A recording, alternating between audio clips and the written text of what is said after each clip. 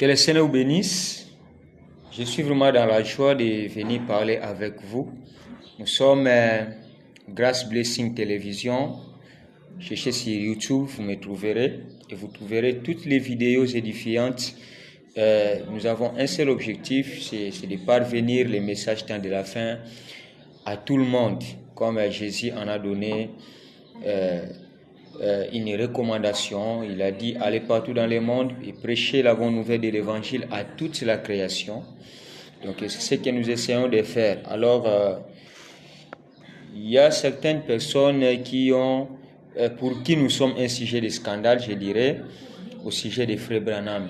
Il y a même un frère qui m'a écrit. Je lui ai posé la question de savoir comment vous allez. Il me dit: je vais bien par la grâce des frères Branham. Donc ça m'a étiqué, ça m'a choqué.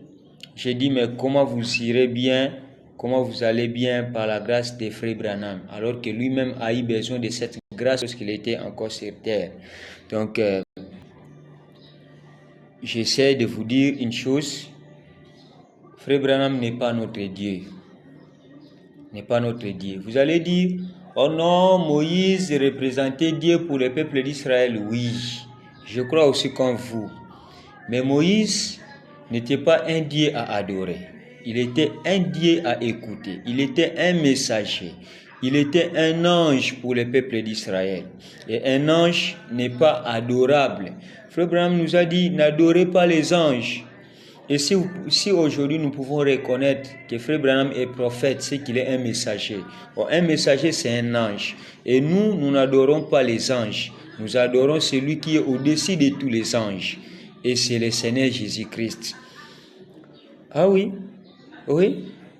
Je crois aussi comme vous. Oh, Frère Grâce, toi aussi tu es Dieu. Ne crois-tu pas que tu es Dieu? Je le sais. Je suis Dieu. Moi, je suis un fils de Dieu, j'ai été créé à l'image de Dieu, je suis Dieu.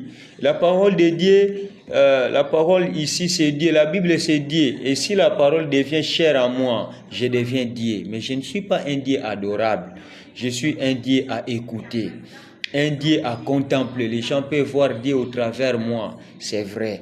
Frère Branham n'est pas notre Dieu, frère. Il n'est pas notre Dieu, on ne peut pas l'adorer. C'est un prophète. C'est un prophète. Ouais. Comparativement à Osée chapitre 12, verset 14. Par un prophète l'Éternel fit monter Israël hors d'Égypte. Et par un prophète, Israël fit garder. Ouais, la Bible elle dit: confiez-vous à Dieu, vous serez affermis. Confiez-vous en mes prophètes, vous réussirez. Nous savons aussi que même notre réussite dépend des prophètes. Oui. Notre réussite dépend aussi des prophètes. Aujourd'hui, nous voulons aller au ciel. Vraiment, nous sommes obligés d'écouter les prophètes. Nous voulons réussir dans la vie, on est obligé d'écouter les prophètes. Mais les adorer, là, nous dirons non. Ouais. C'est pourquoi j'aimerais parler de cette brève, je dirais, citation qui est ici, au-dessus de la brochure, comme tout chrétien, ou je dirais tout messager temps de la fin, c'est au verso de chaque brochure, il y a la photo de Frère Branham, et ils ont écrit certaines choses ici. Je dirais c'est une certification que Frère Branham, c'est lui qui devait être un prophète envoyé pour notre âge. Alors ici, je parlerai juste de quelques dates qui sont mentionnées dessus, et nous allons essayer de résumer. En juin 1933, il reçoit une vision de 7 grands événements qui vont survenir sur la terre avant la fin des temps. Comme vous savez, un prophète, lorsqu'il vient, il vient avec un message. Et ce message-là, c'est un message d'avertissement. Et dans l'avertissement, il y a aussi des préventions. Parfois, Dieu vous prévient des choses qui doivent arriver pour essayer de garder les peuples de Dieu stables.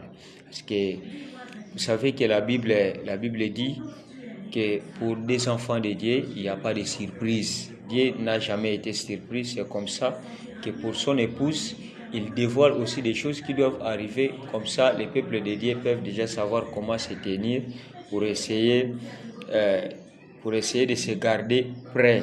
Voilà, si je pouvais dire ça comme ça. Alors, qu'il baptise la 17e personne dans la rivière Oyo, l'ange du Seigneur lui apparaît et lui dit: comme j'ai envoyé Jean-Baptiste pour préparer ma première venue, je t'envoie avec un message pour préparer ma seconde venue. Vous savez que Jean-Baptiste était un précurseur du Seigneur Jésus-Christ. Et lorsque Jésus est venu, Jean-Baptiste avait déjà tout préparé. C'est pourquoi même il était conditionné de baptiser le Seigneur Jésus-Christ, malgré c'était en dehors de sa propre volonté. Mais Jésus avait dit: nous devons ainsi accomplir les Écritures. Donc Jean-Baptiste était le précurseur, les Malachie 3 dont la Bible parle, c'était Jean-Baptiste. Alors Jésus devait revenir pour la seconde fois, et cela, il devait aussi avoir un autre Jean-Baptiste au nom de Malachie 4 qui devait venir préparer sa seconde venue. Et comme vous connaissez, Frère Branham dit l'esprit d'Élie devait revenir 5 fois dans l'église. 5 fois dans l'église. Et pour la première fois, c'était par Élie lui-même. Et la deuxième fois, c'était par Élisée. Oui, si je ne me trompe pas, Élisée qui en avait reçu une double portion. Et la troisième fois, c'était par Jean-Baptiste. Et la quatrième fois, c'était par Jésus lui-même, sous forme de Malachie 4. C'est pourquoi aujourd'hui, il y a beaucoup de nos frères qui adorent Frère Branham, disant que c'est lui, le Malachie 4, Jésus qui devait venir, Bon, comprenez, mais en tout cas, je crois comme vous, mais moi, je ne crois pas que nous devons l'adorer. Tout ce que Frère Branham disait, c'était au nom de l'Éternel, comme Élie devant les prophètes de Baal, les 400 prophètes de Baal. Tout ce qu'il faisait, il le faisait au nom de l'Éternel, alors que c'était Élie qui représentait l'Éternel devant les prophètes de Baal.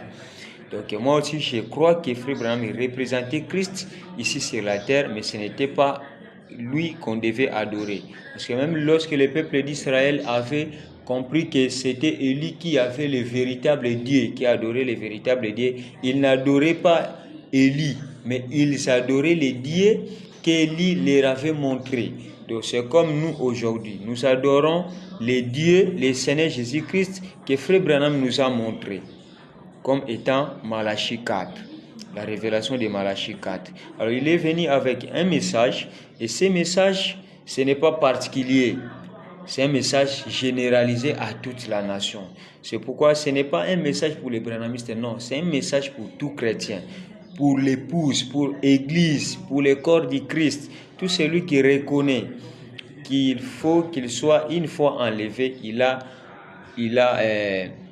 l'obligation de recevoir ces messages. C'est pourquoi Frère Branham disait: nous pouvons fréquenter la même église, mais si tu n'es pas sous le sang de Jésus, tu n'es pas mon frère. Mais un frère qui est à l'église catholique, voilà, c'est un message qui ne fait exception de personne. Tu es Philadelphie, Chapelle des Vainqueurs, je ne sais où, l'église catholique, tu es là. Si tu es chrétien, le message est pour toi.